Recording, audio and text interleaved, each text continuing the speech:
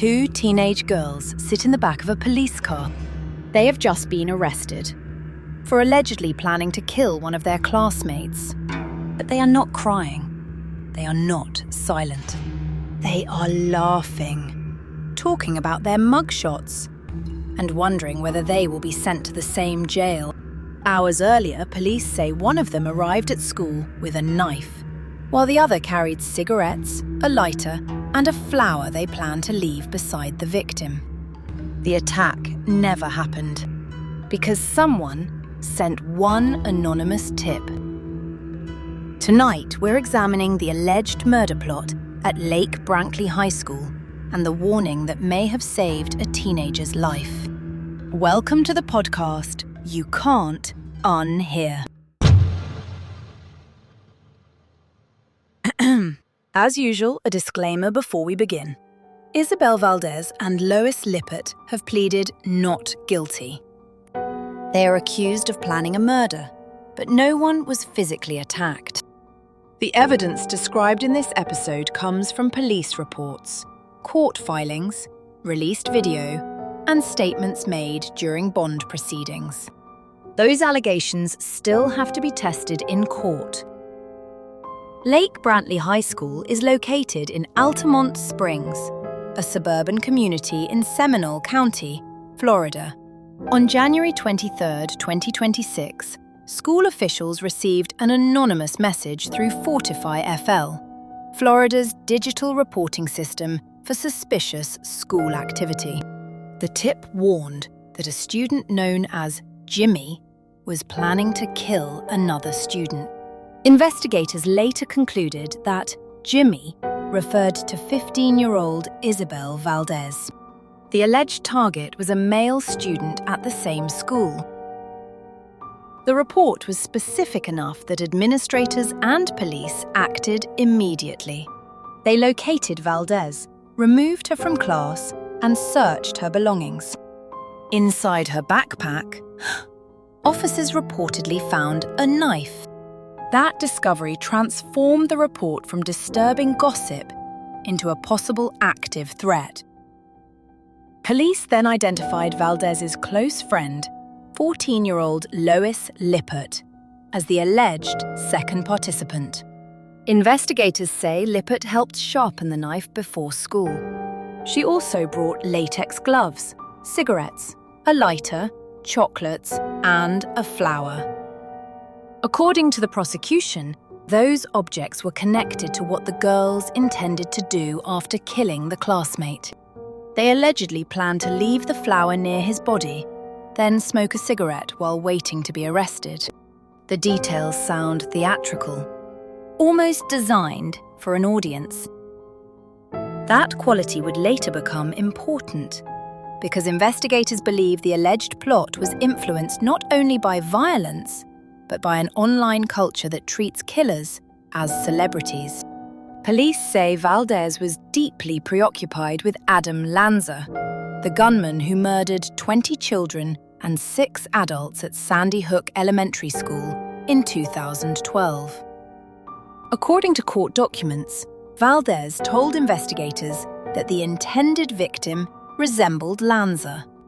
She allegedly believed that killing the student and performing a ritual involving his blood could create a spiritual bond with Lanza, or somehow bring him back. She also reportedly said she heard Lanza's voice inside her head, telling her to commit the killing. That statement raises obvious questions about her mental health. The alleged target had not been selected randomly.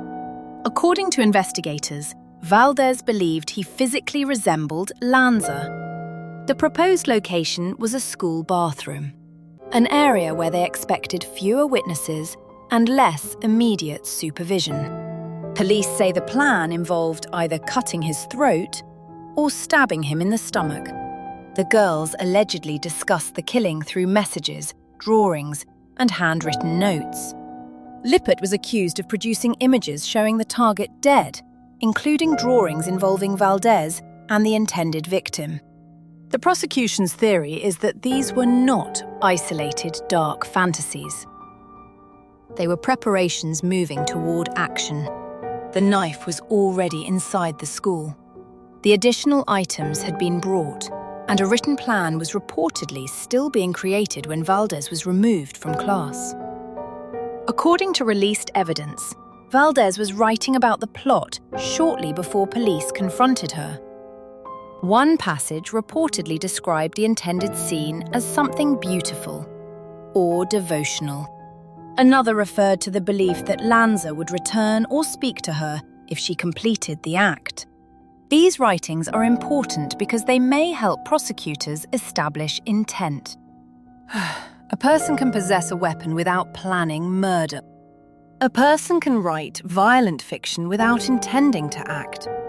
But when the weapon, target, location, timing, and written plan appear together, prosecutors may argue that the line between fantasy and attempt has been crossed.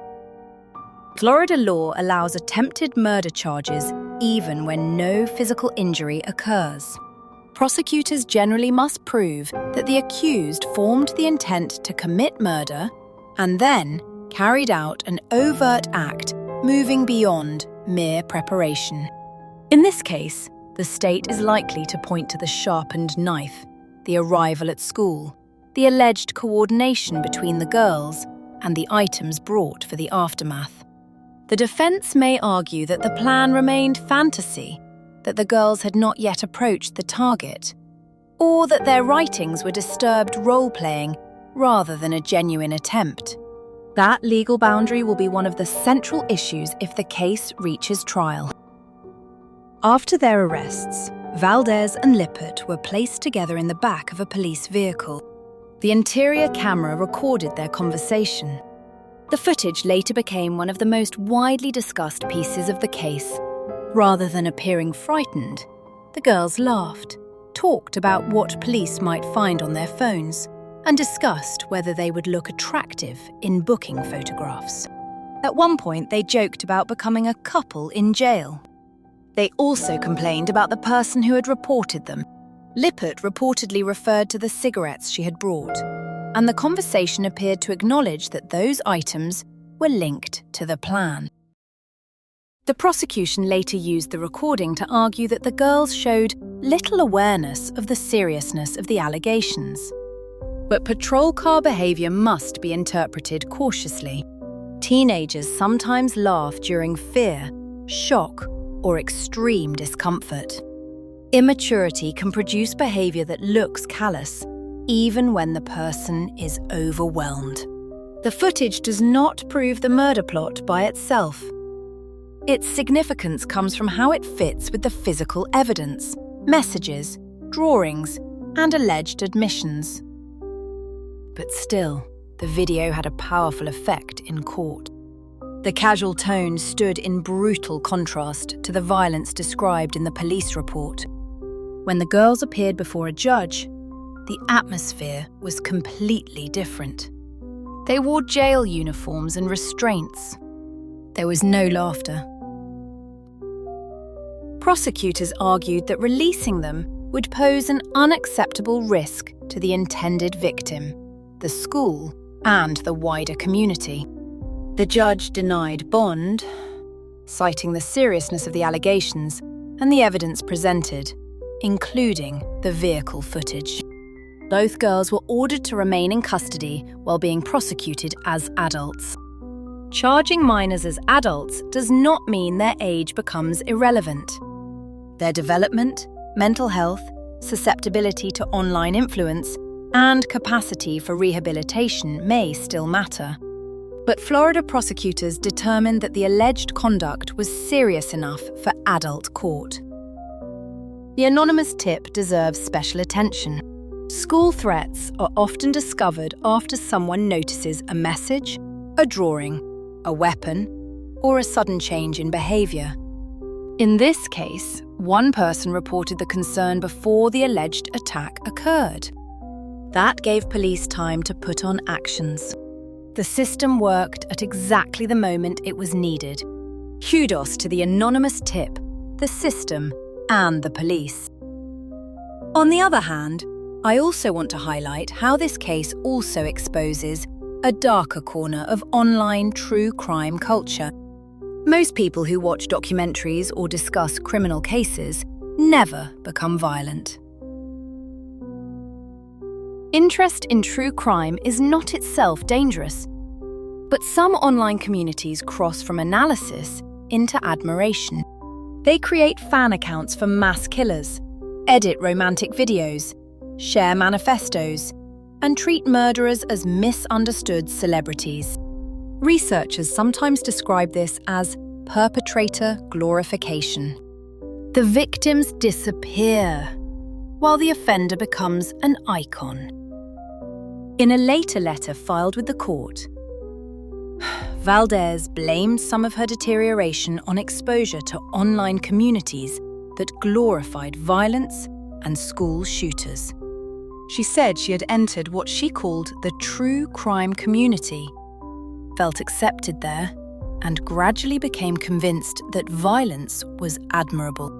She also described bullying, self-harm, and suicidal thoughts. The letter asked the court for sympathy and claimed that isolation from the internet had changed her perspective. The letter may reflect genuine remorse. It may also be part of a legal strategy. Both possibilities can exist. A young person can be manipulated online and still remain responsible for choices they make. Understanding an influence does not automatically excuse the result. Lippert's role may also be legally different from Valdez's.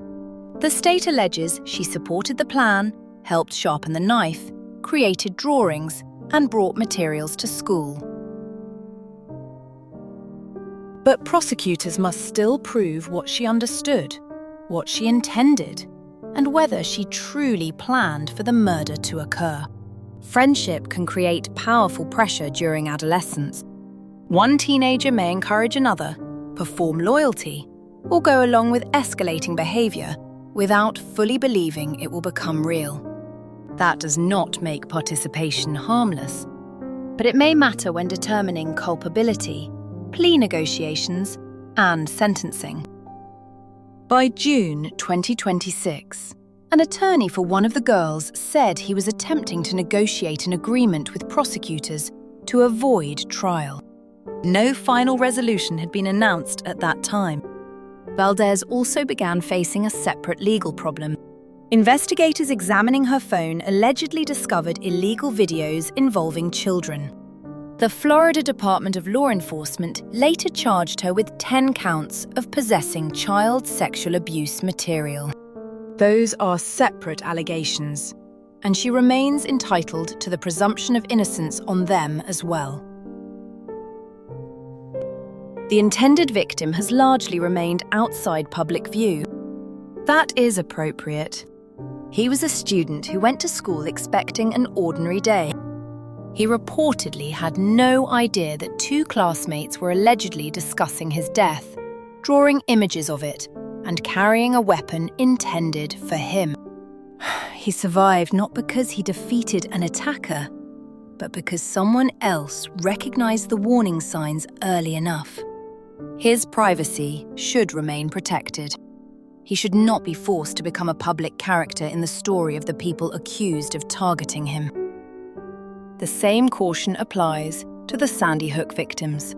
Adam Lanza's name appears repeatedly in the court allegations because of Valdez's reported fixation. But every repetition risks giving the killer the attention these communities seek. He was the perpetrator of a mass killing that devastated families. Any online community that transforms him into an object of fascination, romance, or devotion erases the children and educators he murdered. So, what remains unresolved? How far the plan would have gone? Would they actually have attacked the student? Did both girls share the same intent? What role did mental illness play? And can people so young, after entering such a dark online world, still be rehabilitated? The more difficult questions are about how violent obsession developed inside ordinary teenage lives. how an online community may have rewarded it, and why no trusted adult recognized the danger before an anonymous tip arrived. The alleged plan was stopped. That matters. Sometimes, the most important person in a crime story is not the detective, the accused, or even the intended victim.